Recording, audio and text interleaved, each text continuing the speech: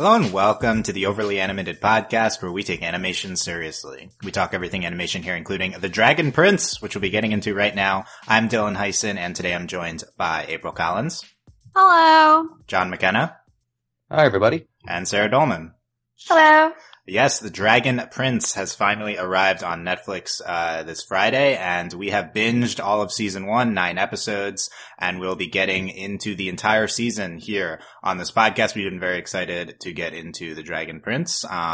This is a new fantasy show by Aaron Ehasz, Justin Richmond, Giancarlo Volpe also executive producing on it, and it's very Avatar: The Last Airbender type show by Aaron and Giancarlo, who were on who made Avatar, and gonna get into everything about the show. If you've not seen it yet, we're gonna start with the non-spoiler section here, so you can check out our thoughts before you decide whether you want to check it out. Although only 9 episodes, not a huge watching investment. And then we'll be getting into spoilers from throughout the entire season of The Dragon Prince season 1. So yeah, we're the Overly Animated Podcast. We talk about a bunch of animated shows and movies. Check us out at overlyanimated.com. You can find us on iTunes, search for Overly Animated there, or on our YouTube, youtube.com/overlyanimated. So yes, new show, The Dragon Prince. We're no idea what anyone thinks about this. We're gonna get everyone's initial takes here. We've just, finished binging it this weekend. So let's start with some non-spoiler thoughts. April, what did you think of all of season 1 in general of The Dragon Prince? I thought it was a very, interesting setup for what could be a really awesome show. It had some really good moments. There was, some slow moments for me. But other than that, I thought some of the characters were really interesting. A lot of the, concepts of course, I love, magic shows. So, this was very, up my alley. And dragons, hello. But yeah, I thought it was interesting. It was a really interesting start. And that's all that I can really say without spoiling things. Okay. Yeah, that's fine. No, that's brief thoughts here in the non-spoiler section. Yeah, an interesting start, says April. John, what did you think of season 1? It was a really fun show. If you're a Last Airbender fan, a lot of it's gonna sound very familiar to you in more ways than one, for sure. The characters were very compelling. I thought a lot of them were really well acted. Again, sort of what April said, it is building up to something that could be really good, which I thought was a really interesting risk that they took to have this be a big build-up season rather than have it be a sort of self-contained unit like a lot of season 1s in the past have had. But 9 episodes, it moved along pretty quickly. And I actually am kind of interested in season 2, which, if that's the goal, they succeeded. So I'm looking forward to seeing where this is going. Nice. Sarah, what did you think of season 1? Yeah, so I thought I would give my sort of background with this show. I went in pretty hyped for it, not only because of the creators, but also because I went to the panel they did at Fan Expo Canada on the 1st of September. And so I got to see the first episode in advance, and I got to participate and listen to a Q&A with some of the creators. And that got me feeling pretty excited because I really liked the first episode, and I felt wow, this sounds like it's going to be really great. And overall, similar to April and John, I really liked it as an introduction. I'm really hoping in the sort of upcoming seasons, hopefully we'll be getting, to get more deeper with the characters. I don't typically find myself getting super attached to characters in only the first season, and it was only 9 episodes, so I'm really hoping to get more from them in terms of that. But I liked that it wasn't too serious of a fantasy show, because sometimes that can get really bogged down by all the mythology. It definitely had sort of a lightness to it, humor, which, sometimes worked for me, sometimes didn't. But I found myself getting really immersed in the show in general, and sometimes it was more engaging than others, but overall I did like it. I would say other non-spoiler thoughts are that the music is one of my favorite parts of the show. It is so gorgeous, and also the backgrounds are stunning. This is just such a pretty show to watch. Yeah, definitely. I really agree with that. The backgrounds and the music, I think in particular, stand out. And we'll get into the animation, which has been much, talked about. We'll get into that a little bit later. But I think this first season was very impressive of The Dragon Prince. High expectations for the show, considering some of the people involved in it. And I do think it delivered. Only 9 episodes, and it's a first season. We've covered a lot of first seasons here on this podcast, and it's always kind of the same refrain I say. No first season is really excellent of any show. Keep your expectations in check, especially early episodes, and this was only 9 episodes compared to a lot of shows just have a lot more. But even given that, I think we've, especially by the end of the season, we got to a place that was really engaging, and fun. I think the characters are better than I expected, early on. I think they're all really sympathetic. And, that's a big important point here. The fantasy world is immersive. The episodes themselves are maybe more in the good, not great range right now, but, considering we're early on in the show, I think it's, absolutely acceptable. And I think we even get to some pretty great episodes later on in the season. So, I was, overall very impressed with Dragon Prince season 1. And I think maybe the biggest thing is, this show, I think, ended up capturing a sense of fun to enough of an extent that Avatar had that really elevates it beyond some of the other attempted Avatar clones that we've gotten since Avatar's ended. I wonder what you're talking about, Dylan. Right. So Voltron is a show that has not had as much success, although it's an excellent show, and it's not Dragon Prince not as good as Voltron yet, but I think early on it's more successful in capturing Avatar's sense of fun. Maybe even Dragon Prince, these 9 episodes, more successful than Korra early on in capturing Avatar's sense of fun. I think Korra definitely gets there by books 3 and 4, obviously, but I mean Korra's going for a more grittier thing in book 1. The likableness of the characters, the banter that they're having, while it's not necessarily super complex narrative or anything yet, I think the biggest thing for me is that the show I think understands what made Avatar successful with this fun and heart that it had, and it is attempting to replicate it and has succeeded to enough of an extent where I'm very bullish on the show's future here. That's a huge thing for me, because we've seen a lot of these fantasy shows. You can get bogged too down in the fantasy mythology. The show had has a pretty extended fantasy intro, establishing all of the world and how magic works, and it was a little bit worrying for me that we'd be too much into the high fantasy, but I think that did not happen. I think that we really did focus on the characters and their dynamics. So big success, I think, early on in the Dragon Prince. Okay, so I think we can move into spoilers here. Honestly, not too much. So you could be fine, but definitely recommend watching the entirety of the season. Only 9 episodes. Check it out on Netflix now. But yeah, spoilers for all of season 1 of the Dragon Prince starting now. So get out if you've not watched yet. Okay. But, April, what do you think of, what I said in the sense of the fun that the show captures? Do you agree? Do you think, you got this sense of fun from the show, later on in the season, early on in the season? What was your experience like watching it? No, I agree. There's definitely a sense of fun, and it's funny because I don't know where in my brain when I before I started watching it, I forgot that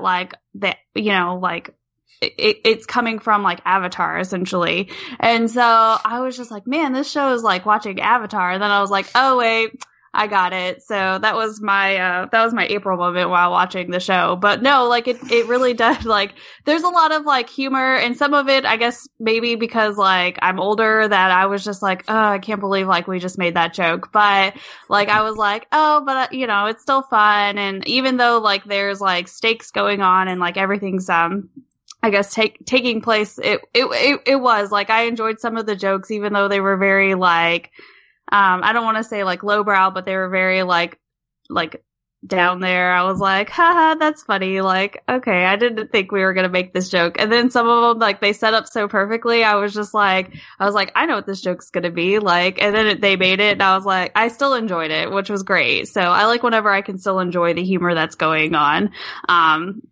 in it. There was like one joke though, in like a later episode, and it was like a fart joke between Claudia and Soren, and I was like, I can't believe we just made that joke. Like that was the only joke that I was not amused with. That was the Claudia farting was your least favorite one.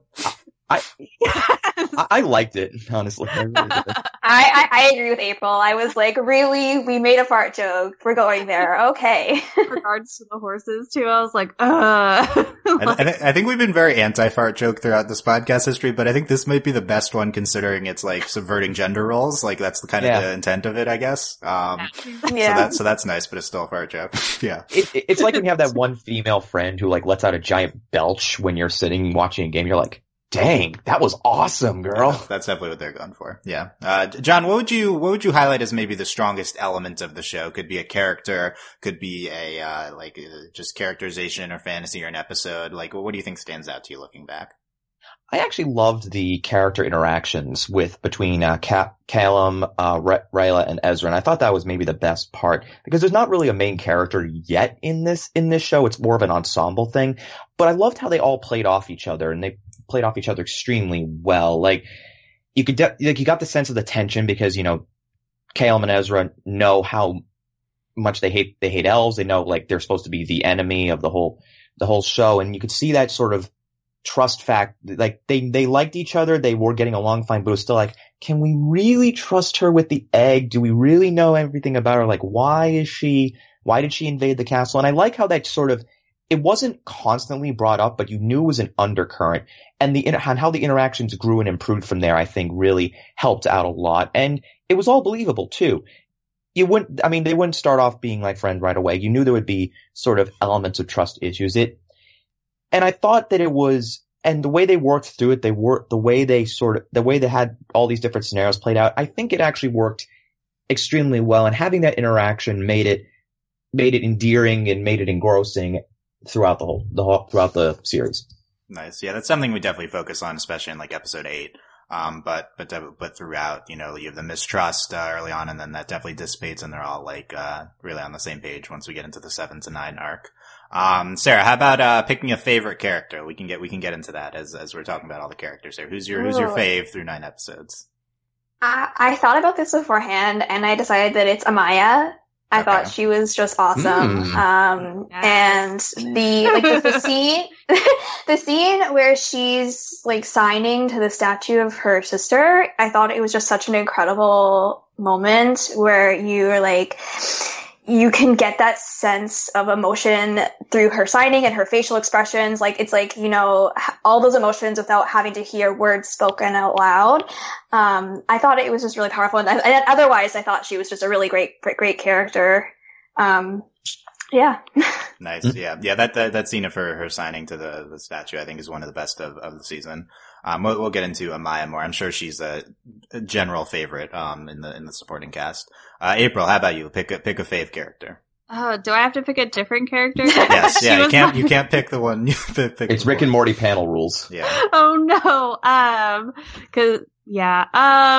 really liked, Ezran, cause he's like the cute little kid, and he's the half brother, and he just wants to make everything right. And I really think that's adorable. And, he had a lot of the humor, but he was like, he understood like the seriousness of what was going on and everything like that. And then I just really liked his, I guess, role in the ensemble as well. Cause he's gonna be the one who's prone to see, the good in Rayla where Callum may not. And, he is, the one carrying the egg and caring for it more or less, which seems it's interesting that like, given Callum's character that he would allow Ezran to do that. But that would be my favorite character, outside of, General Amaya, so. Two Amaya fans, but yeah, Ezran, okay, interesting pick there. John, how about you? Who's your favorite? I can't believe no one hit the obvious answer. Bait! Bait? Oh, Bait's the obvious answer? Oh, I didn't know we were really doing Rick and Morty rules. No. Please discuss your love of Bait, yeah. Bait is a great glow frog. I did love. Have you seen other glow frogs to compare Bait to? No. But among all the animated tiny creatures that are somewhat relevant to plots, I think he might be one of my favorites. So I just liked I liked how they used him a lot, just how he glowed and all, like how he glowed depending on his mood. And they actually kept that going throughout. Like even when he wasn't in the focus, you could see the colors just shading away. He always had a constant unamused face, throughout the whole thing. So I just, for some reason, I always got a chuckle whenever he was on camera. I'm not sure why. I liked how they got a lot of emotion out of him without really having to animate him an awful lot. Though if I was to give a real serious answer, I'd have to go with like Rayla. Okay, Bait, yes, good, good choice. Yeah, the grumpy toad, right, is what we're going for with Bait here. Yeah. He's our animal companion. Yeah, I think Rayla's is the obvious answer to this question. I'm surprised she's not picked. I think Rayla's the standout character of season 1 for sure. She gets like the widest range. She's like a subversion of the female of the group in that she's like the warrior, the incredible one, and then she also is, she also just like, she has these like wacky moments. She has these like really serious moments. She's dealing with like the binding on her hands. I think Rayla, really excellent characterization throughout the season and gets great moments with everyone. Maybe even I would point to her as the strongest element of the show so far, even. I'd go so far as to say that. Also my fave, other than Rayla, is Ellis, who we get in episodes 7 to 9. Well, we can talk more about, her and, everyone else later in the supporting cast. But yeah, let's get into all these characters. Callum, our main character, if we're gonna say, we have a main character, although yeah, maybe more of an ensemble voiced by Jack DeSena. Definitely a, departure relative to Sokka for Jack DeSena. He's, Callum, I think he's just like a sweetheart, like, just like a normal, kid, like. He's so innocent. Yeah, definitely not the, sarcastic. I think you referenced like not even dry at some point. We get that dialogue too, but, not as sarcastic as previously. But yeah, April, what did you think of Callum?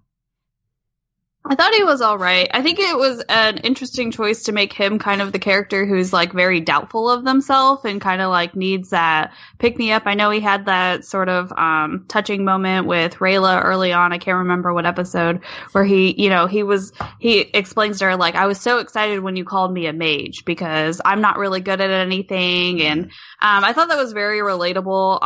And I think he was the good choice to kind of give that characterization to, specifically because if there is going to be a main character, it's going to be him. Even though again, it's more of an ensemble. So I thought that moment for him was very good, and it kind of helps, it was good for him to have that moment early on too, because it kind of helps sort of like put you in the mood of him, or in the mood of his character as we continued forward and where we went with him. And I like that he's kind of like, he was sort of growing into like the mage kind of role, even though like, even then he was just like, I'm not a mage, like I'm not anybody, I'm just like the half brother or whatever. So I thought he was all right. I'd like to see him, I guess, be more confident, especially if he's going to be the mage, and because he's also the older brother, so I expected him to have more of that like older brother type of role. And maybe like I might have missed it, but it seemed to sort of fall short for me. Like, you're supposed to be taking care of your younger brother, and like your younger brother's running around doing whatever with a dragon egg. So like, you're supposed to be responsible. Why aren't you more responsible? But no, I liked him. Again, he's not my like most favorite character, but it'll be nice to see what they do with him going forward. Like, is he going to become more of a mage? That kind of seems to be the role that we're plugging him into. Nice. Sarah, what do you think of Callum, and was he what you expected? I think he was more or less what I expected. Although I didn't really have a lot of expectations in particular, for him. I was really interested from episode 1, the sort of the struggle that he has in terms of like, who is he? Like, is he a prince or is he a step prince? And having that lack of belonging because he really wants to go out and be a part of the group that's going out to attack the elf assassins, but he's turned away and he's struggling with that. And I was like, oh, this could get really interesting. And then after a few episodes, I realized that I was getting a little bit bored with Callum's struggle for identity. I don't know why. I think maybe I just had trouble sort of connecting to him. But then it kind of picked back up again once he started to try out, the different spells and having those more conversations. Like, I really liked, I think it was chapter 8 when they're having those like heart-to-hearts about like, being open about, how he's feeling about the whole magic situation. I don't know. I think I'm open to seeing where they go with Callum's character, but I didn't feel a lot of emotional connection to him consistently, if that makes sense. Okay. Yeah, that definitely makes sense. John, what about you? Were you connecting to Callum throughout the season? I was, and I actually kind of liked how, I felt the big brother aspect between him and Ezran actually did come through. Yeah, he was taking care of him. He sort of was helping him through it off, like saying, hurry up and get back or else I'm going to come in and help you. There was that element of, he would doubt his younger brother when he said like, the animals talk to me, but that's what a big brother does. Like, how would you believe that even in this universe? So there was definitely that. You could tell he does care about Ezran. He does look out for him. And even though he's not, they're half brothers, he's basically essentially his big brother. He is looking out for him. He is caring for him. As Callum is the main character, I felt like they were building up to that in the first season. I agree. The first episode I meant.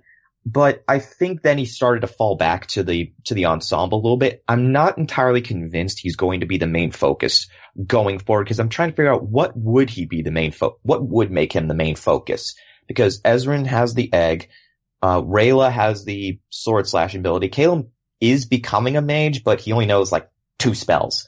So, and the only way he knows the 2 spells is because of the orb, and the orb is now gone. So can he still even do them? That's the question.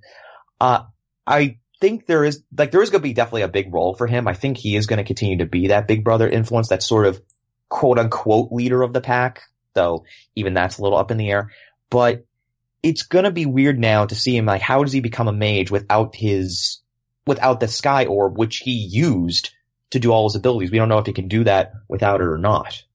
Yeah, it's a good point that I think what you're driving at, Callum isn't the chosen one main character that you typically see for this type of show. There's nothing that he's not even the crown prince. Like, he's just kind of just a guy. And he's not in line to the throne. Yeah, like to the extent where his whole arc is like him not having anything special about him. You're right, he just has the orb, that he uses the primal stone that he uses to cast this. And then he smashes it. Right. And I'm sure we're going to the fact that he's a natural mage after that, and he'll be able to cast without it. I guess he has the cube thing. That's still a thing. Like, that might be some sort of chosen one type thing, and he's still like the one that can cast magic of the bunch. But I think it's an interesting decision to not make him the chosen one, not make him like super good at anything, very much a contrast from Aang. But what I love about Callum is that they captured Aang's, niceness. Like, I was worried that this would, be too edgy of a character. That's sometimes where we go with these male leads, but he's not edgy at all. He's just like a sweet, like a 14-year-old boy. And I really like Callum. I'm very happy with how he was, portrayed throughout the season. And, he's largely sympathetic to me, which is sometimes a struggle with male leads, in shows. So, I do think there's a little bit of main characteritis with him where he ends up being boring, where the people around him may be more interesting, but there's also some interesting aspects of him, and I don't think the main characteritis, took over to any sort of large extent. So, I'm very happy with Callum so far. Rayla, I already got into her a little bit. I feel like Rayla's gotten if Callum was sidelined a little bit, I feel like it was for Rayla, largely throughout this season. And, yeah, April, what do you think of Rayla? I liked her. Again, it's an interesting choice because she was also she had she doubted herself kind of moments. And so I can see where her and Callum sort of play off. But of the two, she's much more interesting simply because she is, I guess, the odd man out, being a moon shadow elf. And then I liked her like personal struggle where she was there to kill Ezran and then she doesn't do that. And so her kind of dealing with the consequences of that, you know, and then it was, I liked the like parallel, well, not parallel, but where how like her arm was sort of dying. And then the other Moonshadow elf, his arm was having the same effect. So I thought that was kind of like interesting. So it's kind of one of those like, oh, like you're struggling alone, but you're not struggling alone kind of thing because someone else is going through that same whatever situation. But I liked her. Well, Ryan had bigger things to worry about than his arm. Let's put it that way. Using a coin, yeah. Bigger things to worry about, but no, I liked that, and I also liked that she kind of wasn't. I like her being the like outsider, kind of being thrown into it, where she didn't necessarily understand maybe like the human things or what's going on. I liked that she was sarcastic, so always enjoy a good sarcastic character. And she had that whole bit about irony too. Which I thought was great. She was like, no, it would be irony or ironic if the monster like came up behind us or something like that. And then it did. And I was like, oh gosh, like this is great. But no, I really liked her. And I look forward to seeing her character grow, like of the ensemble. I know hers is going to be the more interesting, like character development as we continue forward. Given that we're getting close, I guess, to the border, and she's a Moonshadow elf, and she's bringing all these humans along with her. So, I'd like to get to know her more too. We kind of touched on her family, and I guess her parents were supposed to protect the Dragon King. Yeah, and then I guess they failed in that mission, and so she's dealing with the consequences of that. So I'd like to see her interact more with other Moonshadow elves. That way we can get a better sense of who she is and where she fits in with her society. Nice. Yeah, I got a small amount of that in the beginning of the show, but none since then. Yeah. Sarah, brief Rayla thoughts. Yeah, I really like Rayla. I think she was a really sympathetic character for sure. I definitely recognize the sort of parallel between her sort of struggle to figure out who she is and where she belongs with Callum's, but I thought I liked her side of it a little bit more. And I liked her sort of the fun side to her also, like where she's pretending to be a human and that kind of thing. And I'm really looking forward to seeing like where her character goes and getting even more depth to her. Nice. Okay. John? Oh yeah, I loved her. It's because she starts off as this, the first thing that reminded me of, and it's going to be cheesy. It's like, Finn from, Star Wars. Like, she's basically that character, assassin elf, hesitates at the moment, meaning she's not the cruel, heartless killer she was trained to be, and winds up making friends with her enemy. So, easy enough trope to land, but I think she made it work though. I mean, she was still like you could tell she was serious, but she had this great but she was also really funny, like especially when they asked why she wouldn't want to get into the boat to go down the river. I liked her line delivery. She's like, there's no secret reason for that. And it's like, you could tell she's still trying to be tough, but she doesn't want to admit that she's afraid of the water. So, and when she finally did overcome her fear for at least a little bit, it made her more humanizing. The sort of physical comedy they had with her was really funny, like how her hair spiked up when Callum tossed the orb to her. She really warmed up. She really warmed up. She had just great interaction. She is hilarious. Like, she had some great funny moments as well that just sort of fit in with the situation that weren't really one-liners. And also her design is really lovely too. Like, she's probably the most interesting character design of the bunch. So yeah, I really liked her scenes. I don't understand why she's Scottish, but we can get to that a little later. Because elves are foreign and stuff, right? I don't know. Her human impression was great. Hey, fellow humans, let's talk about complaining about them. That's a well, good do you know what's impression really of the interesting impression. about that? You know what's really interesting about that is that like the voice actress, like she has like a like American accent, and so she's doing a fake Scottish, I guess, accent, and so then she is doing a fake Scottish accent pretending to do like American accent. Right. So like That's just a skill. Nice. That's actually pretty impressive. That's complicated. Yeah, I like the Finn comparisons with Rayla. I think that's a good call. And yeah, I think the Moonshadow elves look really great. Yeah, I think Rayla, I think what's interesting is that she's kind of the brooding character of the bunch, like, and she's the girl, which is an interesting on its own, but also we get to see this playful side of her. I think like she's a lot more interesting when she's being playful than when she's more brooding with the hand and with her struggle as being an elf. Although seeing all aspects of that are really nice too. I think her best episode is episode 7, where we get to see her human impression and the snow elf, and she's just really excellent there. And I think she like got better as the season went on too. Just really the standout for me. She was broody, but they didn't keep her broody for the whole time, which, like, they actually did give her some more depth to just that, though. Yeah, I agree. I think the broodiness is more acceptable if it's an element compared to with a bunch of other things going on too, which definitely was the case here. Ezra and April already talked about how she likes Ezra and Sarah. Were you a fan of Ezra here? Yeah, I thought he was really a really sweet little character, and I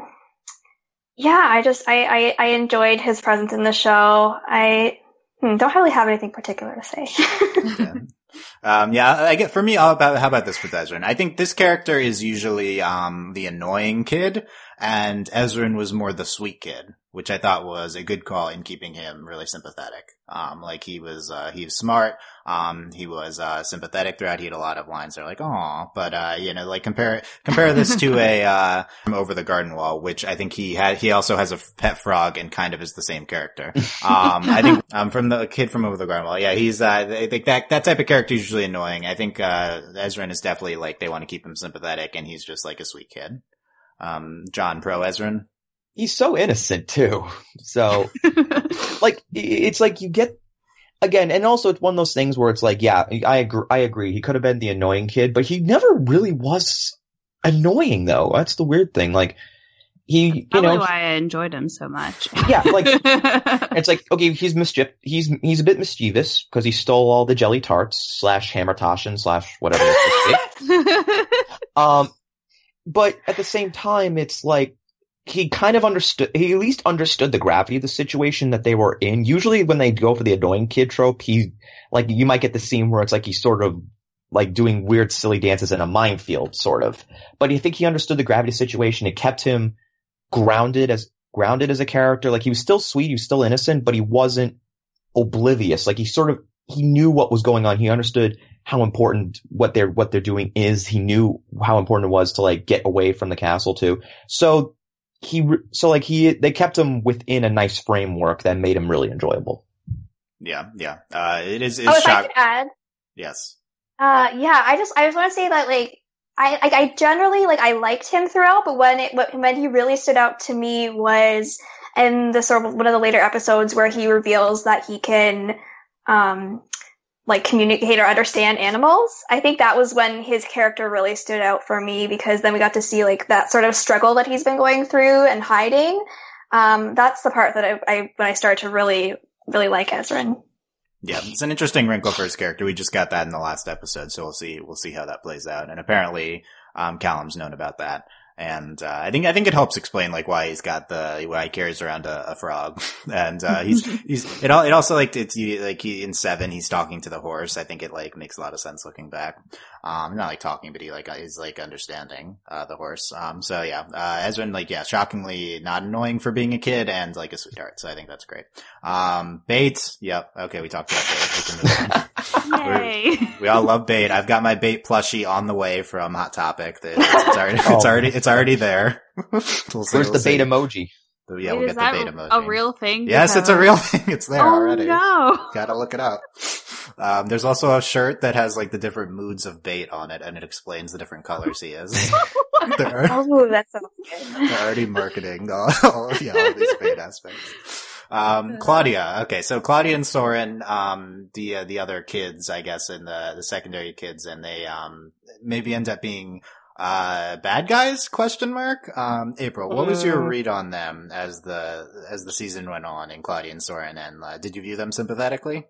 I mean, yes and no, because I get that they both, I guess, want to make their dad proud or whatever, but I was sort of, I guess, disappointed in them because I was like, oh, these characters could be very interesting, and then we didn't really do too much with them. I understand that they each have their own, I guess, like, struggle where Soren's expected to kill the princes, and then Claudia is expected to simply recover the egg at any cost. And so I guess it was nice that they kind of had motivations, or they have goals, I guess, that they're trying to obtain at their father's request. But other than that, like, I didn't get a whole lot out of them. And like, even like, what is it? We already talked about how she had the one joke, and I didn't like that. Sort of fell short for me. And even when she was, I guess, trying to please her brother, because if it comes down to it, she's gonna let him die.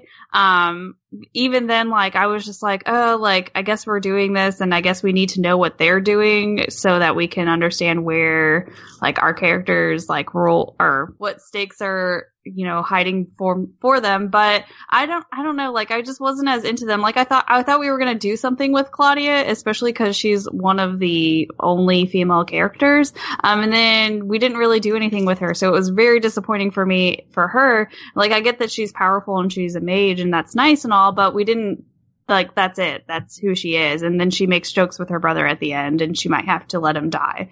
But I wanted more from her, given the fact that there are so few female characters in this show. And then for her to just kind of, like, do nothing, was just disappointing for me. And then Soren just ended up being very, like, blank as a male character. He was kind of like, oh yeah, I have to go do this thing. And even then, like, his internal struggle wasn't much of anything. He's just like, oh, I guess I might have to kill the princes. I don't know if I could do that. And that's where it fell short. Yeah, we didn't get into that too much, for sure. Yeah. Sarah, what do you think of that? Is Claudia underutilized this season? And what about Claudia and Soren in general in the season? Yeah, I was really hoping for more from Claudia. I thought she was, you know, a fun, quirky character a lot of the time, and I enjoyed her moments, but definitely we didn't really get a lot of as much depth as I would have liked, as it was kind of like a theme, I guess, of like how I felt about a lot of the characters. One thing I thought was kind of interesting was, you know, how she used dark magic, but like not necessarily in a like evil kind of way. And I mean, we might talk more about dark magic later, but I think, you know, she was doing those spells to try and like save Callum and Ezran, and so like I think it kind of adds some complexity to both like the mythology and the character, where it's kind of like, you know, she's doing something that's like maybe considered like amoral or not morally good, but she also, like, you know, cares, and like also is doing it with like moral reasoning in mind. And then in terms of Claudia and Soren, yeah, their dynamic was fun, but it wasn't as strong as like the Callum, Rayla, Ezran dynamic, I felt. All right. Nice. Yeah. John, what do you think of Claudia and Soren in general?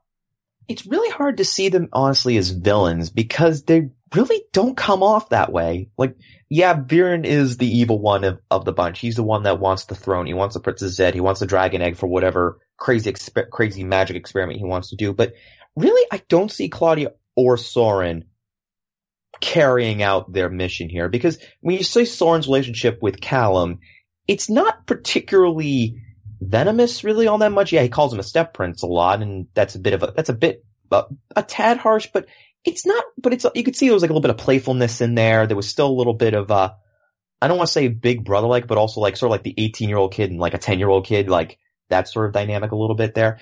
As far as Claudia is concerned, again, she's still too nice, honestly. Like, it's really difficult to see them as villains. Like, the chemistry between the two of them is very good. It's a little corny at times, like when Claudia was like laughing on the verge of crying over his Catalyst mountain joke. I was like, okay, that's a little bit much there. Over the top.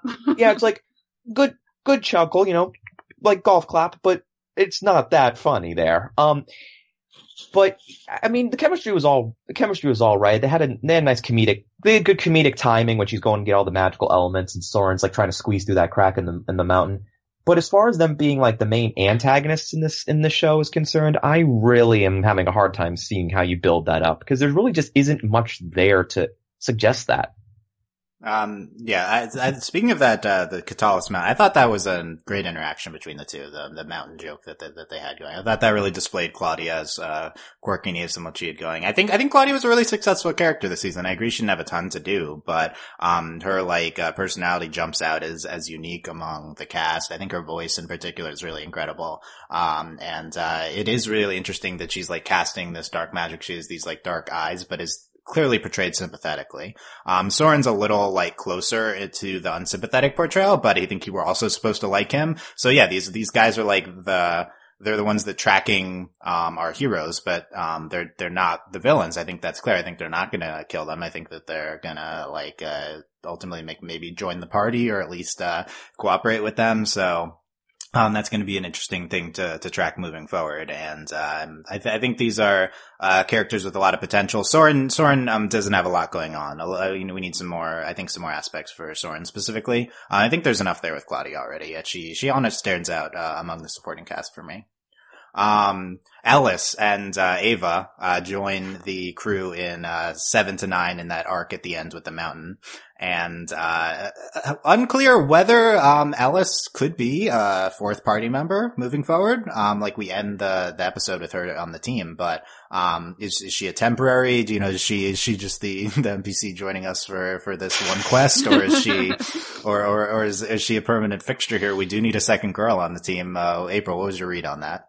I have a feeling she's going to be like the NPC who joined us temporarily, and then I can't imagine that she's going to be coming along with us. I think it would be great if she did. I think she would be sort of that nice, it would sort of round out the party kind of a little bit. You know, we've got the two guys, the two girls, two older, two younger kind of situation. So I guess it would bring balance in that sense. Plus give Ezran a nice little companion, though I don't see that necessarily happening because we'll have Zim, who's Zim! I know who could also fulfill that role of Ezran's tiny companion. So I think it would be nice. I just don't see her joining us. She was very sweet though. I really liked, and I appreciated that she was very willing to help them. Again, another nice innocent character with only good intentions, sort of not just risking herself, but Ava as well to help them, heal the dragon egg and all of that. So I thought that was very nice that she was very helpful, but I don't see her coming along with us, unfortunately. Yeah, I think the argument would be that she rounds out the party. Potential ship for Ezran, if you want to do the adorable kid ship. But it's always a crowd pleaser. I love Ellis though. I think that she's a really standout, supporting character in the latter half. It really elevates, I think, the last episodes. Ava, she's just an adorable girl riding around on a giant dog. That's always a winner. We have that in Craig of the Creek, this year with episode Wildernessa. It's the exact same character. Which is great. But yeah, Ellis, definitely I think my favorite now. And, she's she's just really fearless. That's the only, one of the only traits for her. And she's just always. She climbed a mountain for her dog. Come on now. And, the things we do with Ava, I think we'll get to this more in a little bit, but the fourth leg with Ava, I think is fantastic. Everything we do with that. So yeah, we'll see about Ellis, but, that's another supporting character that really stands out to me. How about Viren, our villain of the season he ends up being? Interested to see people's takes on Viren. John, how do you think he was used this season? In the beginning, I liked it because he was definitely kind of using his relationship with King Harrow, saying, "You're my brother, you're my friend," and you could tell, and I felt like he was genuinely trying to save his life, but I think what really started to set him off as a little bit off was when Harrow asked, "Would you do that for me?" And he's like, oh. So it's he's definitely the kind of guy that would be willing to sacrifice others, but will cut and run at the first chance of trouble, which is fine. I mean, I think that definitely established him as someone who's very he's very much looking out for himself. He wants power. And we see that again. He wants the throne. He wants the throne. He's willing to kill the princess to get it. And he's willing to go through very dark, methods to get it with the soul snake and with the, I'm still entirely sure what happened with the mirror. He trapped Run-On in a coin and he came out looking like a, mummified evil bolt lightning thing. I'm not entirely sure what that was about, but it definitely, he's definitely setting up as a big bad. I would have liked a little bit more from him though, to be perfectly honest. Like, I didn't think we got enough scenes I don't think we got enough scenes to really establish him as this big bad evil final boss presence that I think the show is trying to draw it from. I am very interested in the character. I would like a little bit more background, a little bit more time with him before I can really say that he's a great villain. I don't understand the show's intentions with Viren. I think I want to get into this now. This is the narrative. I think is for the most part pretty simple throughout the season and pretty easy to understand, pretty pleasant. This is the one aspect which got either not necessarily convoluted but just murky for me. Is like they're intentionally hiding what's happening with Harrow and Viren, and it's not working for me right now. Well, we know what happened with Harrow though, don't we? So the show is presenting Harrow as being dead. I certainly believe that he is inside the bird. If he's not dead, then how did the first wristband fall off? I don't know the wristband mythology, but they established that the wristbands, like there's two wristbands, one, and they only fall off when the mission is completed. Right. So his body died. I guess that's why. His body died. So that's what I took it as. Right. So this, I guess, in getting into theory time, I feel like this is not that much of a stretch with the theory, but like we get the snake that swaps people's souls that's presented, and then the snake doesn't swap anyone's souls. So like clearly it's gonna do something. You don't just present that and then not swap bodies. He has this bird, the King Harrow has this bird that's really awesome design, by the way. Pip. And then there's a scene where Viren is like talking to the bird briefly, and it's not clear what's happening. I think it's like abundantly clear that King Harrow is now inside the bird and is not dead, but he's I guess his body's dead. So step one. Sarah, did you also have that impression watching the show? I was confused. I was like, at the end of that episode where they apparently the king is dead, I was like, wait, is he dead? Like, did it actually happen? And then the next episode, like having his funeral or whatever, and I was like, wait, okay, so he is actually dead? But no, they had to do the soul switcheroo thing, like that had to happen. So I don't know. I think something's going on, but I don't really know what. Yeah. Okay, April. A king inside the bird. Did you have that thought watching? No, I didn't until you gave it to me. Your mind, yeah. Because now I'm like, wait, that could totally be a thing. But then that wouldn't if that's a thing, then like Viren would have known that, right? Right. Okay, that's part two. We'll get to that in a second. Yeah. John, do you agree that the king's inside the bird? I didn't think about that either. I didn't notice it, but I guess piecing it together. Right. When you present it like that, the one giveaway is when Viren, there's a brief scene of Viren with the bird, and it's like, why is Viren talking to the bird? You know, like. Cause doesn't he say something along the lines of like, what, no love for me or something like that? And I was just like, something, I don't remember, but yeah. Okay. Like now that I put out there, so step one, king's inside the bird. Okay. But here's the confusing part. The question is, did Viren cooperate with King Harrow, and is he cooperating with him now? These are like, so that's when it gets confusing, because Viren's presented as this like purely evil guy throughout this. He's like he says kill the princes. He's trying to take over the throne. But Viren, early on in the show, is presented as like he's like, the king is my brother. He has this scene when he's talking to King Harrow, and like they have like this conflict, and like Harrow's like, no, you're my servant. But then it like cuts off, and we don't see the result of their discussion. So if we're going by the king and the bird theory, then that means that Viren like came in with an idea and never presented it to him, because the king was like, no, like I hate you now.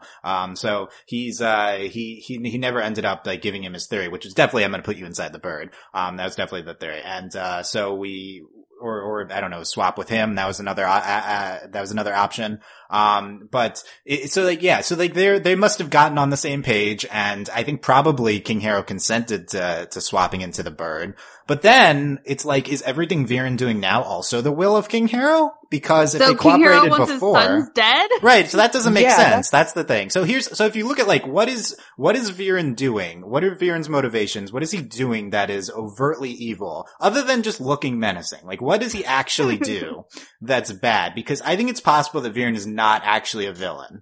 That's kind of like the crazy theory, is that Viren is not actually a bad guy. Like the hardest thing to get past is that he tells his son to kill the princess. Like that's tough to get past. Other than that, I don't think there's a lot. Like he puts the elf guy, he puts Runen inside the coin, but it's possible Harrow would have also done that. Like Harrow was pretty anti-elf too. Harrow was pretty like, he's not, I guess. Harrow's not necessarily a good guy. Kind, right? I guess. Yeah. Like, cause Harrow's presented as like the reformed, bad person. Like Harrow's like, I did bad things in the past, but now I understand that they were wrong. And, so like Harrow might not have done it to elves. Now he definitely would have in the past when he was part of the killing the Dragon King. He puts Ronan in the coin. He looks like a White Walker now at the end of the show. I think that's that's the reference I was looking for. Yeah, he's not looking good. No, I guess that's the result of using dark magic. But yeah, he doesn't necessarily do a lot. He assumes the throne, but it could just be a plan with King Harrow. So this is the part that's not working. Like all that's intriguing. Like this is the most exciting thing we've talked about. This is like the most exciting thing going on in the plot, but it's just too confusing. Like there's nothing, it's like on one hand, to me, it seems obvious that the king is the bird. On the other hand, I just don't understand this character in King Viren, and I feel like I'm not really given anything to understand him. The bigger thing is that he's not really engaging. I think he's probably the worst character on the show so far. That's like the bigger problem. Whenever we cut to the castle, the show got worse. Basically, that's a fair point because you left the main action. Yeah, with the exception of when Amaya was there with Viren. I thought that was great, but I just don't care about him torturing Runen as much as what's going on with the main trio. But yeah, I just don't know if he's like, is he the mirror, like the mirror? Yeah, we never learn what's going, like, Runen says the mirror is worse than death. We never know what that. So like, this is very much part one. Like, I'm not like saying those things are bad. Like, you can have cliffhangers and stuff. So I guess the options with Viren are he's pure evil, like the show is ostensibly presenting. He's actually not a bad guy. Like he's just cooperating with King Harrow, and maybe him telling Soren to kill the princes. Maybe he knows he won't go through with that. Maybe he's planning on telling him to not later. Maybe like we didn't see a second part we told him, no, actually don't do that. But then maybe the real answer is somewhere in the middle. Maybe he was cooperating with King Harrow, but now he's kind of gone on his own ambitions a little bit, but it's going to turn out that there are some sympathetic elements to him. I really don't see how Viren is cooperating with King Harrow, though, because King Harrow was strongly against using dark magic to save his own life, and there was really no reason to think he would change his mind. So he could have trapped him in the bird against his will. That could have happened. The king is definitely in the bird. Let me say that. I know. I've seen the bird since like the one scene where he's talking, like Viren's talking to it. He's definitely in the bird. I'm known to come out with these kind of crazy theories and shows of people being in other people. So this really fits with my MO. In fairness, Dylan, this is his least crazy human inside animal theory. Right, because we see a thing that swaps people in things. So that's not, this presents it in the show. we don't use it. And the bird is like given specific emphasis. And also the other thing is that King Harrow is like this, like presented as a major character. What, he's just gonna die right away? Like he's this all incredible design, and then, he's like this really complicated presence. I guess I wonder how we get his body back. Like, would he just be in the bird now? But anyway. No, that's what Friends for. Right. Well, okay. That's how you connect it, right? Exactly. Now, Ezran can talk to animals, so he can talk to Harrow and Soren, so now he would know. Oh no. My mind has been blown. That's how it all ties together. Yeah. This is a real thing. I'm telling you. Okay. How about we take a step back here and just talk about Viren as a character? April, agree or disagree with me that he's a weak point in the show? I agree. It's funny because I wasn't making these comparisons at first, and when I was watching the show with my husband, he was just like, April, he's just like Hawkmoth, and I was like, oh my god, you're right. Oh my god. So he's not. How dare you? He's not achieved the levels of Hawkmoth yet. No. He's like season 1 Hawkmoth though. Okay. Because like he hasn't yet hit his ridiculous stride, and he's very much like I say forced villain, because we need to have a villain, right? And so our obvious choice is going to be Viren. And they set it up nicely, like why he has become the villain, because he was trying to help the king. The king was like, no, I hate your advice. You are not my friend. Like, we're not friends. And so he's like the scorned, like, brother or whatever. And so he's very much like that. He's put into that forced villain role. Like, he's like, well, fine. If I'm not your brother, then I'm going to overthrow your throne. Like, I'm going to take over. I'm going to kill your sons. Like, all of these things. But then he, like, outside of that, like, and they only kind of give us, like, more, I guess, emphasis as to why he's evil. Like, oh, he's going to, like, he's not even really torturing the other Moonshadow elf, but he's just like, you're gonna help me, and he's like, nope, okay, fine, I'll put you in this coin kind of situation. So it like he's normal situation. Yeah, right. Like totally I'm just gonna put you in this coin, like which apparently is like terrible and makes him a monster. So again, they're like forcing that this is a very evil person kind of thing, even though, like, you know, and they started early on too with like General Amaya and how he's like, you need to go back to the border. I'll let Gren, you know, lead the search party. And then he's like, haha, just kidding. I'm going to capture you instead. Like, it's very forced for me. Which is again why I'm like, oh, he's very like season 1 of Hawkmoth. He even has magical butterflies. So. Okay. Can I add to this? We're referencing the show Miraculous Ladybug, by the way. Yes, Sarah. Okay, the opening of the chapter, I literally wrote in my notes, OMG_ Viren is Hawkmoth! Exclamation point. Yep. I have it in my notes too. He's in a dark room with these butterflies, and he literally says, good morning, my little rays of sunshine. A volunteer. How eager. And I was like, wow, that is just spot on. Could be something Hawkmoth said, yeah. Having not watched Miraculous Ladybug, if I'm going to make a comparison, Peter Baelish in Game of Thrones. Yeah, I think that would be what they're trying to do with him. Yeah, I think like like a schemy, kind of complicated, like bad guy. I think not completely evil, but definitely self-centered. But on the other hand, here's the other character I thought of with Viren. This is much less flattering. Is Unalaq from Book 2 of Legend of Korra. I think Viren is very much in Unalaq territory here. With almost everything he's kind of doing, including like tapping into dark magic, and I'm sure he's gonna fuse with dark magic, and now he's like this amalgamation, just like Vatu, and so just kind of his so he's like an uncle, he's like an uncle to them, who's like what they thought was nice, and now he's betraying them. It's like the exact same character, not a good thing. But going back to why I thought this murky territory with Viren is ultimately bad, because it did bring up some exciting theorizing. I think the theorizing part is really good, like the king inside the bird, like the ambiguity, like all that I think is good. I think what doesn't work is like I like, because I identified watching early on Kings and the Bird. Okay, I think Viren's like cooperating with him then. Like now talking about it, I think probably he forced that to happen, and he's just bad. Like maybe that's more likely. But Viren throughout the season was doing all these bad things, and I'm like, yeah, yada yada. I think he's ultimately good. So he's like, okay, put Runen in the mirror, tell his son to kill him. I'm like, okay, yeah, but he's actually good. And that wasn't I think the intended viewing experience. So I feel like that got screwed up somewhere, that's a possible reaction to have to this character. Like, but I don't believe that these bad things he's doing are bad. So I think there's, I hope to resolve this, what we're doing with Viren soon.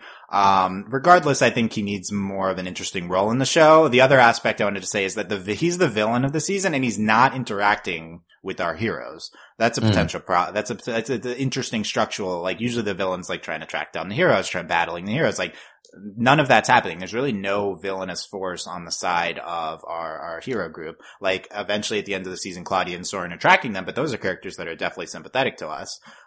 So it's, and they don't even directly engage with them. The season ends with them finding them. So it was an interesting choice this season to not really have a villain. Like, Viren's the villain, but he's not, in the traditional villain role here. And it's also not even like in that sort of like Big Boss style format where it's like he is the main villain, but there's all these sub villains that link up to him that the heroes have to meet either. We haven't seen that.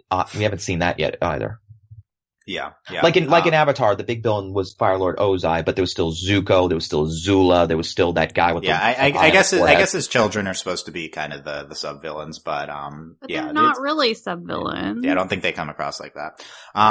So how the villain structure like moves forward in the show is going to be interesting to see. Also interesting to see when we get the Harrow equals bird reveal as the new hot theory. Gotta be soon, right? Like, we don't talk about it after like the middle episode. Anyway. I feel like they would give us more to suggest that. We've only No, he's definitely in the bird. He's trust me on this one. He's definitely at the bird. Listeners at home, mark it, and if it comes alive in season 3, Dylan will probably do a happy dance. This is a guaranteed. I have 0% chance he's not in the bird. I'm telling you on this. I wonder what other things Dylan said was a 0% chance wasn't true. There's a Mysticons theory I said 0% chance didn't happen, and it did happen. So I have a good 100% track record. Lion Think Diamond didn't work, but other than that. We're okay. Anyway, let's talk about let's move past the bird theory. We'll come back to this, when we get more. We mentioned the animation. This is a big, thing that got discussed in the show preview. Like, a lot of people's reaction to the trailer and stuff like, oh, why does the animation look bad? So it has like a 3D cell shaded type style. It's static scenes, like the non-action scenes in the show are very much, not, fluid on purpose, right? Like, they're going for maybe more of a comic booky thing. Like, you can see the frames moving sometimes. Interestingly, the action scenes I think are very fluid. It's definitely an interesting animation choice. You also should consider that there are budgetary constraints behind the show. This is from a new indie studio. Clearly they don't have a ton of money to put into this. So, I think like, consider when criticizing the show's animation. 1, it might be a choice on purpose. 2, not everyone has the same amount of resources. Like, the show probably hasn't as much resources as a Cartoon Network or Disney show. That being said, John, what was your reaction to the animation watching the season? I'll start with what I liked. And Sarah mentioned this, when they did the landscape shots, background shots, and sky shots, they were stunning. I mean, they really were. I'd said this, I'd used the same adjective when I saw the backgrounds in Over the Garden Wall when I watched that. They could almost be paintings in a museum. They were that impressive. Like, just great color blending, beautiful scenery. And they mentioned how they're using like a 3D style animation. It works there because you got a great sense of depth and perspective that really filled in so much, and they were able to communicate such a level of detail there. When they had the prologue with the dragon, the big dragon, great detail again. The movement was really nice. He looked really like, I love the details on the scales. He had great sense of size and grandeur. When it got to the characters, and Dylan, you were right. I agree with you, Dylan, when you said like when it got to like sort of static movements, it was very choppy. It took a while to get used to. I think I even out loud said, "Wow, this animation sucks." It grows on you after a while though, but I think it's a bit like when you get a nice new computer PC game and you have to drop the res rate to make it fit your computer. Like, it's going to be impressive, but it's like you have to almost scale it down, and it comes out not looking really choppy. It looks really rough. It's definitely the animation style that suits its purpose in certain aspects. Like, it suited, like, they wanted to create bigness, they wanted to create size. They succeeded in that.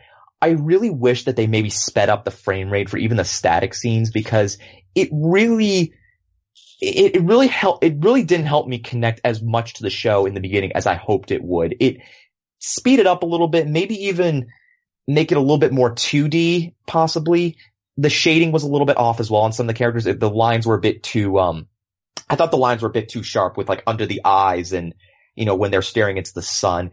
If they were going for a comic book theme, fine, but this is animation. This is a cartoon. It has to look like a cartoon. I really hope they tighten that up a little bit, because if they tighten that up, this could be really one of the most beautifully animated shows maybe in the last 20 years.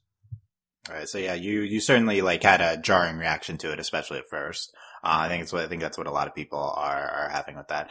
There's other shows, by the way, that have similar, like, not as much movement styles, we're typically, something I want to emphasize is just because something looks different than how we expect, it doesn't mean it looks bad. I think a lot of, people react to things badly just because we have a very homogenized view of the way an animated show should look nowadays. It's kind of Disney, Cartoon Network, Nick, all of them have similar styles. At least a lot of shows do. So when you get a show like this, we had a similar reaction to, Mysticon's another show we've covered. Yeah. People are like, the animation, it's so bad. And like, look, it might be that it could be improved, but also consider different animation styles. Well, I don't mind the fact that they're experimenting. In fact, I like the fact that they're playing with different styles. I mean, Last Airbender was a completely different style than any other Nick show, and I thought that was a complete success. But if you're going to experiment, it needs to have like purpose, place, and also it has to look clean. And then I think it could be judged more, because like it really felt like almost like a technical fault rather than an actual this didn't look proper for the purpose type thing. Well, I think it's funny that you bring up like a technical fault, which I guess if I'm gonna jump in, it's funny because with the whole frame rate thing, I didn't think that it was the show that was having the problem. I thought it was like me streaming it, and so I went into it and like, because again I was watching it with my husband, and I was going in and messing with the settings on like the TV and like in Netflix and everything like that, and he's like, what are you doing? And I was like, I'm trying to fix this because it seems to get like really jaggedy, and I know like it's not the show. And he's like, no, April, I think that's a stylized choice. And I was like, wow, you and your words of wisdom, like, you beautiful man. But also, like it like that's hit why I me, married like, him. Yeah, right? Like, it hit me in the face, too, because I was just like, because I didn't think it was the show that was having that problem. I thought it was, like me externally. And so I was trying to, like, fix it. And he's like, no, April, they're choosing to do it that way. And I was like, you're right. Like, and again, not at any point did I ever think that it was bad animation. I was just like, oh, okay, like, that makes sense then. Because even he was like, oh, it looks like kind of comic booky and all of this stuff. And I was like, okay, yeah, you're right. Like, I see that now. And like, I'm understanding that. And so I think if you understand that it's like a stylized choice and you just kind of like get yourself used to it, then it doesn't necessarily subtract, because I agree, like, the scenes were beautiful. I liked, how the characters looked and how they sort of played into like the beautiful backgrounds. It didn't ever like take away or subtract from it. But again, that whole frame rate thing, like, I thought it was me and not the show. Right. Well, yeah, it's good. It's a Netflix show. Netflix sometimes does the downgrading quality thing if your internet connection isn't as good. So, right. Yeah. I can see what you're saying for sure. Yeah. Sarah, briefly, the animation jarring to you at all? Honestly, like, when we first saw like the teaser trailer, I was like, oh, this is different. But then when I watched the first episode at the panel, I was like, oh, like, I like this. Like, it's different, but it doesn't bother me. And there were times where it was like a little more jagged than I would have liked. But overall, it really didn't bother me. And I thought honestly, as I said before, it's a really beautiful looking show. Yeah. The backgrounds are stunning. Everything, like the objects, any objects in the foreground, everything like looks really great. The character models are really great. It does take getting used to the kind of choppiness or lack of fluidity in some of these static scenes. I guess I would prefer that they don't do it. Like, clearly, like, we're capable of doing it more because the action scenes are very fluid. I do think it lessens as the season goes. I'm not sure if it's because you get used to it or because it just like, in general, the animation gets better as it goes on. Yeah, I think it shouldn't, I think the standing out, even for people, like, as they're getting used to it, like, or maybe just like lessen the lack of fluidity a little bit and bring it together, because it's a little bit jarring compared to some of the action sequences versus some of the static sequences. But overall, no, I don't think it ended up being really an issue, and that was like a big discuss thing with the show. Like, those are like the main thing people were reacting to with the trailer. And I think like ultimately like, show looks great. Music, I think this was like a very epic fantasy score mixed with an Avatar type score. I think it sounded a lot like Avatar at points. And in general, I think the show is not just a show by Aaron Diaz and Jean-Claude Volpe. It is a show that is trying to be Avatar, or at least Avatar's aesthetic to a large extent, which is not a bad thing. I mean, Avatar is one of the greatest shows ever, so, but this is, you have I feel like, I don't know if it's specifically Sungi Horn, but things sounding like that at various points. And the title card, I mean, you have book, chapter, and then also like the specific sound over the title card. It was almost an exact Avatar clone. I think that part, definitely stands out as an Avatar-y type show. April, how about the music in general, or just in its relation to Avatar? Music was great. Was it all original? Because like, I think so. Because it was nice because none of the music ever felt out of place. I thought that it very much enhanced what was going on in each scene. I liked it, and as you may know, like music is always a big thing for me, and so if it's like really. I guess it was very like middle of the road for me because it didn't take away from anything, but I wasn't like, oh my gosh, this is the best music ever for a TV show. And I agree that it's very like Avatar reminiscent, in times. Though I haven't watched Avatar in like what feels like a million years, so I couldn't. How dare you? I didn't prepare properly, but no, like I definitely like get that feeling that it's trying to be like Avatar was.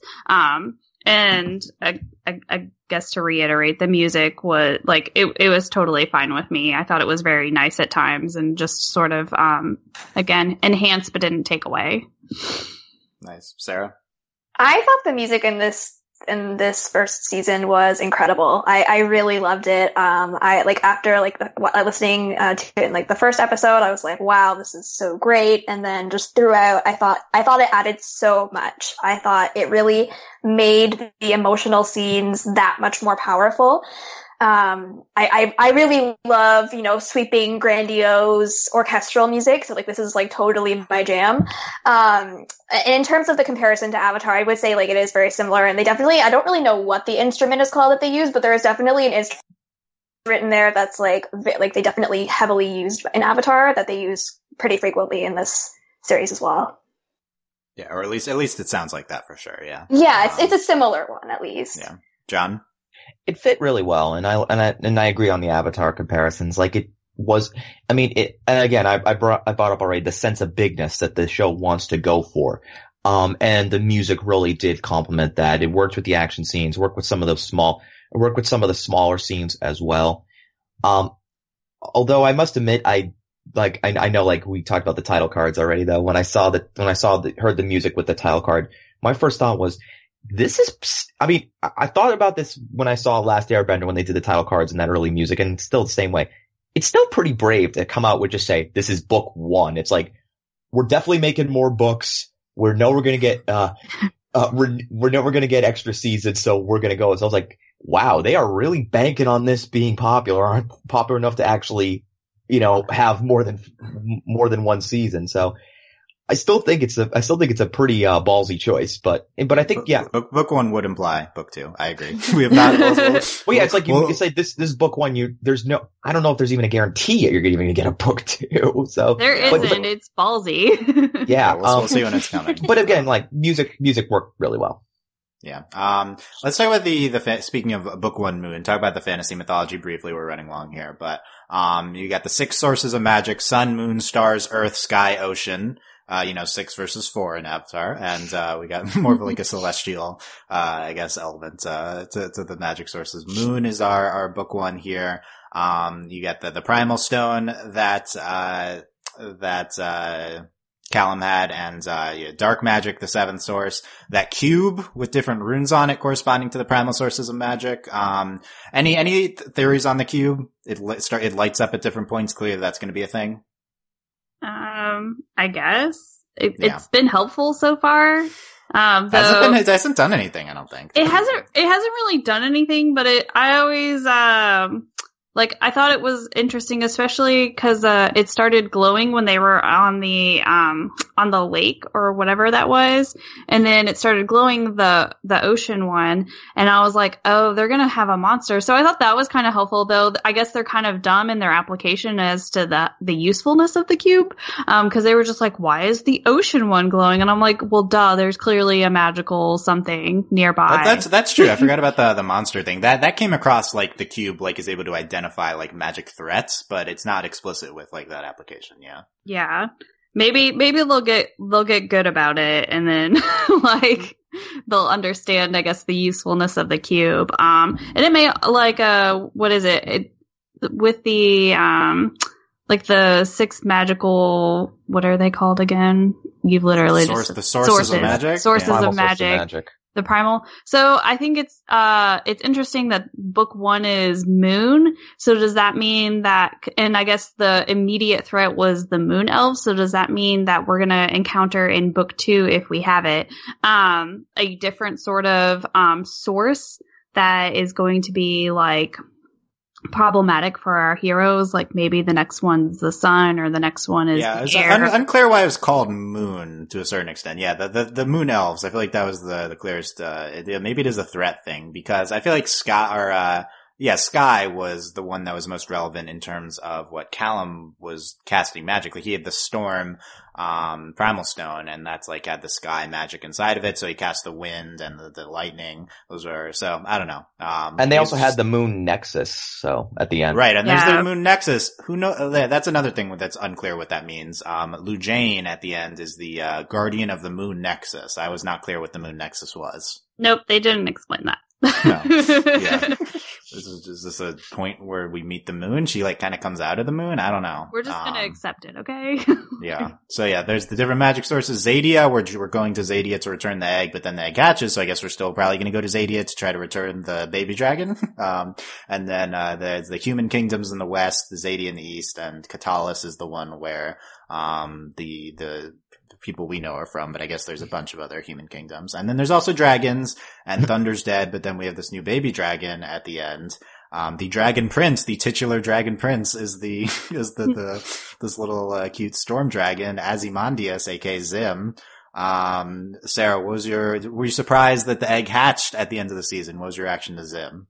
Yeah, I definitely, I wasn't trying to predict what was going to happen, so I didn't see it coming that, oh yeah, the egg is going to hatch, but I really loved little Zim, the dragon. I thought it was adorable, and I thought the scene with the egg hatching, I thought that was just so incredible. Like, I really thought, the colors and the music, and it was such a powerful scene, I felt, and so I really loved that. And then this adorable baby dragon comes out, and I'm just like, wow, I've just met you, and I love you, and yeah. Yeah, I think that was definitely like the most gorgeous scene of the show, like that egg hatching. That was spectacular. Yeah, April, the thoughts on Zim and everything with the Dragon Prince. Yeah, I did not think that the egg was gonna end up hatching. I didn't even suspect it. Like, I figured the season would end, or the way that they were sort of setting it up was that, oh yeah, we're going to take it to the top of the mountain, and then the healer lady is going to heal it, and then our heroes, and maybe we'll run into another big kind of battle, which I guess I thought was going to be with the giant, or the illusioned spider, or the fake spider. But then we ended up hatching the egg, and I was like, all right then, this is what we're doing. And again, I had the very same thoughts of are we gonna continue to Zadia, or are we just gonna go home and take care of the dragon? The dragon, very cute. I agree with Sarah, that scene was gorgeous. It was the prettiest scene of the entire season when the egg was hatching. The colors were just spectacular. It was very mesmerizing. I really enjoyed that Rayla was the person who was, I guess, helping it become hatched. I thought that was a very very defining moment for her. And it also like sort of bonded with her too a little bit. I mean, it kind of seems like it bonded with everyone, but it seemed, in my opinion, it bonded with Rayla just a little bit more. And it may have been because she was the person to sort of be holding the egg, like, I'm going to let you hatch kind of situation. And then for it to take the ribbon off of her, like, of all the things, who knew that the dragon would be the one to take the ribbon off? But yeah, no, definitely not what I expected at all. Like, I was very, very surprised by that. Yeah. John, any reaction to the end of the episode 9? The dragon's freaking adorable. Yes, yeah. Where's that plush? yeah. Well, I guess that'd be a spoiler, but yeah, we need a Zim plush. That's the next thing for sure. But yeah, I'm surprised if they're not. I'd be surprised if they're not making it already either. But I thought it was a good ending, and although I wanted to say this a little bit earlier, but I think the fact that Ellis was there with the dragon hatching and was there at the end of the season, I think that means she is going to be a character for the long haul, because you wouldn't have her there at that big moment and then just like drop her off back at home in like episode 2 of the next season. The one thing that I was a little miffed about, I think is the right word, was when they said this dragon has to hatch to save it. And it was like, okay. They said, but it can only hatch in the eye of a storm and it's clear for miles. My first thought was, oh, good. He has the primal stone. It's That's a sky. Right. And I thought about it right away, and I'm like, oh, and they're having all this moments where it's like, it's my fault. The dragon's, I'm actually thinking to myself, break your stone. Break the stone. Smash the stone. Throw it. Okay, that's interesting, because you definitely think of like him having the stone, but I thought he was just gonna like cast lightning. Like, so I was like, okay, well, would that be enough? Like, he just cast the lightning, but I didn't think of breaking the stone. Yeah, like, I mean, it's kind of like a they said like, there's a sky storm in the stone, and but I don't know. It's like I think maybe it's just for me. It's like they were trying to build as this like hopeless moment saved at the end by a great idea, but it's like, you knew what the idea was going to be from the get-go. I mean, it was just it was like, it took a minute to realize what I thought was kind of obvious, but maybe that's just because I was watching it straight through. Maybe if you watched it spread out over a certain period of time, it maybe wouldn't jump out as much to you. But I don't know. It's like, just for me, it was like, this has an obvious resolution. Just get to that. It definitely feels like a moment where you can at least try something with magic, like even if you don't identify like what to crack the thing, which I think it's not obvious that like a storm would come out of that thing, but it's like, we have magic, like do something magic. They didn't even try to use magic. Yeah. That's the funniest part. Like the most frustrating part is like, cause in my head, cause I was just like, oh, we have the primal stone, that's perfect. And I had the exact same thought as John, but then we didn't like, and I was like, all right, so like, we'll try casting just a couple of lightning spells to see what happens. And no, we were just sitting there having the pity party, like, this is my fault. And I was like, no, you guys aren't even doing anything. Like, come on now. Use your noodle. Yeah. Yeah. Overall, though, I think it was pretty fantastic at the end there. Yeah, well, favorite, any 5 seconds, any like episodes that stand out, among, like, it's a binge, so it's hard to tell. 9, I think, was that one that stood out to everyone, with people are saying they love that scene with the dragon. Yeah. Yeah, I also, sorry, April, go ahead.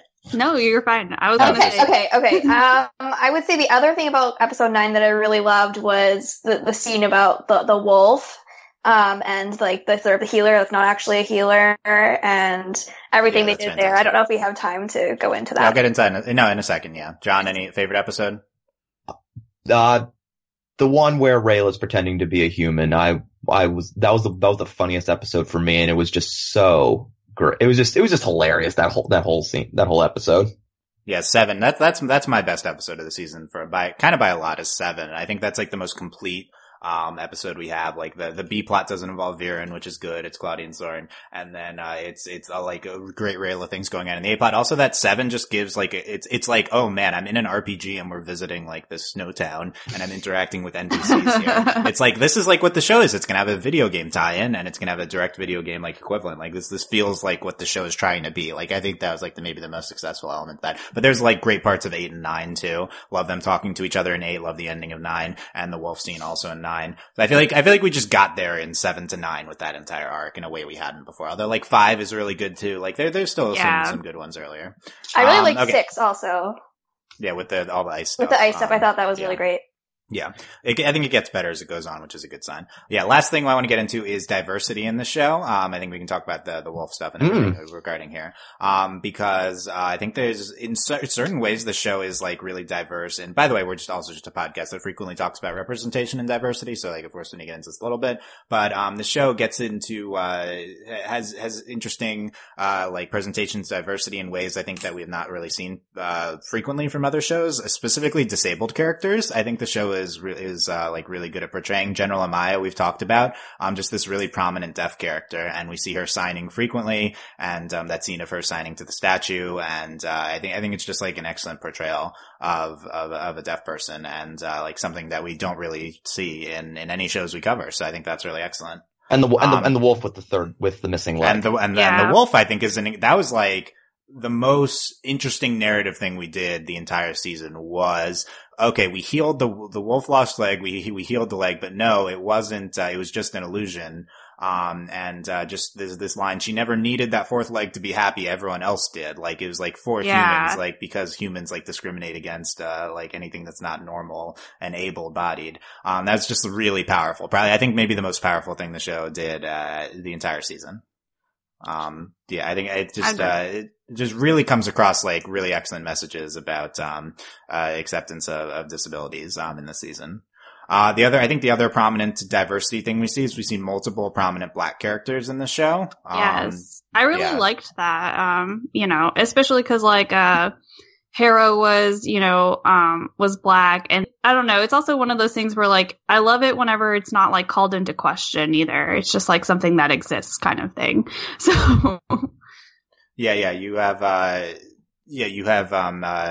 Ezran being a prominent Black character as well. Then you have, the assassin they send after them. You have Lou Jane. Mm-hmm. Like, there's a bunch, and I also think they're trying to, like, there's the statement that, Aaron put out on, Aaron Eha's co-creator put out on Twitter about diversity in the show. And he says, like, they're trying to make, like, a non-typical, like, white, like, super white, fantasy show. Like, a lot of fantasy shows just have all these white characters. And I think that shows in, like, the amount of Black people. I'm not, a lot of characters I feel like are supposed to be people of color, and it's and just like it's not really. I think they going for the thing April said where they're not calling it into question, but at the same time, like, I'm not sure like what we're going for here. A lot of people are like light skinned, and it's a little bit hard to tell. So it still maybe comes across a little bit white, the surrounding world that they have. But at the very least, we have a lot of characters like that. Also, supposedly on Twitter, Callum, I saw this on Aaron's Twitter, is supposed to be mixed race as well. I don't really understand what and that's what it says it on Aaron's Twitter. They're half brothers. Callum is Harrow's stepson. Sounds like, blah, blah, blah. There's more story to tell. Queen Sarai. So. I always thought the idea was that, Callum and Ezran have the same mom, but the dad was different. That's what I understood. Right. So I think that implies that the mom is not white. Or it's a little bit confusing though. But we only see her in statue form though. Right. So we don't know anything about her. So yeah. You did miss one other example of diverse representation. Commander Gren was incredibly ginger. Gender representation. with the freckle stripe going across his face. Was he positive gender representation? Since he was like the interpreter, right? And he ended up being kind of dumb. He wasn't incompetent, so yeah, I guess so. I mean, he did his job. He was a good interpreter. I mean, he nailed that part of the job.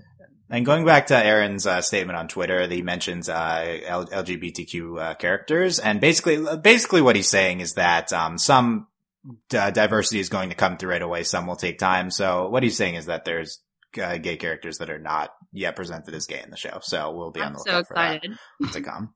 Yeah. I'm not crazy about this type of thing where it's like, oh, they're gay, but we don't need to point that they're gay, because gay people are still also gay in the first season of show. Like, they're still, even, like, if Claudia is gay, like, that's, like, Claudia or Soren could be. Like, they have no romantic inclination shown. So, most characters don't, by the way. There's very little romance in the show. But, like, if they are, then, they'd still be, like, unless it's like a discovering themselves arc, then that's something that could be written into the narrative. But, we'll see how this plays out here.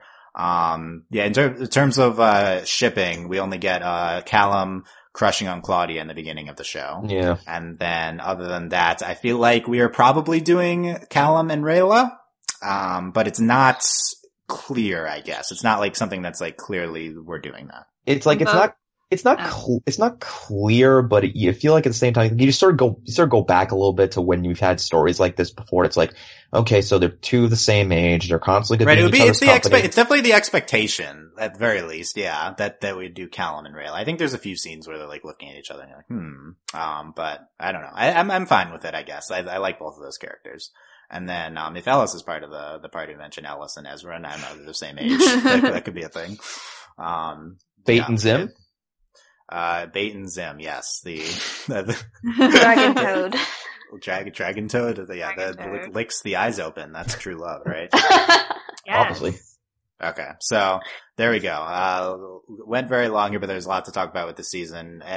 About anything else, final thoughts, April? Can I ship Claudia and Rayla just because? Right? That would be the best one. Exactly. So, final thoughts. I feel like we're getting a season 2, so I'm curious what we're going to decide to do with it. Will we have a more defined villain? Will Viren's, I guess, motives become more like, is he good? Is he bad? What are we doing? Where are we going? That's what I want to know. So. Also, I don't, what is it? It's kind of obvious that we're going to get a second season, but I don't like whenever, like, a first season ends, and it's with the expectation of a second season. Because if we don't get a second season, then, like, the ending for this is terrible. But this is a dragon hatch. That's nice. I guess that's nice. Yeah. Okay, John. Solid start. It's not Avatar. I'm just gonna throw that out there. But you know what? Fun show. Tidy up the animation a little bit. And yeah, I definitely look forward to any future seasons the show comes up. Nice, Sarah. Yeah, I really enjoyed this overall, and I'm really looking forward to seeing more, and getting to know the characters more.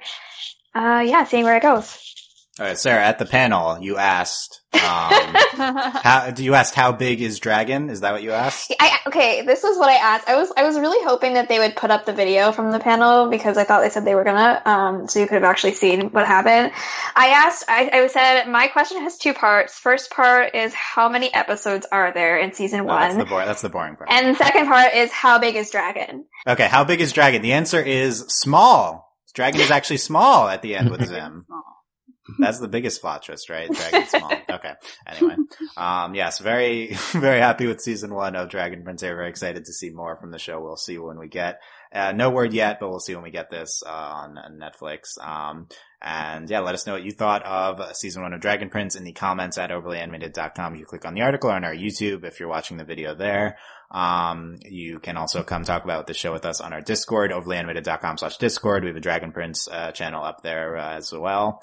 And consider supporting us via Patreon, patreon.com/overlyanimated. Thank you very much to all of our patrons, especially our patrons of the podcast, Connie, aka Veronica Kukumanga, and thanks as always to our Patreon executive producers, John, Ryan, Steve, Alex, and Hugh. Check out, busy weekend here with BoJack season 5 also being released. You can check out the season recap podcast, on that as well at overlyanimated.com, including a bunch of other stuff on various other animated shows as well. So yeah, a lot we got into here. Thanks guys for listening, and we'll see you next time. Bye. Bye. Bye.